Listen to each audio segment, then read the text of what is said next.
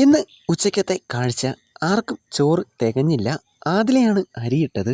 ആദിലയ്ക്ക് ഒരു വക അറിയില്ല. ആദിലയും നൂറയും രണ്ടുപേരല്ലേ ഉള്ളൂ. വീട്ടിൽ ചോറ് വെച്ച് കഴിക്കുന്നുണ്ടോ എന്നുപോലും അറിയില്ല.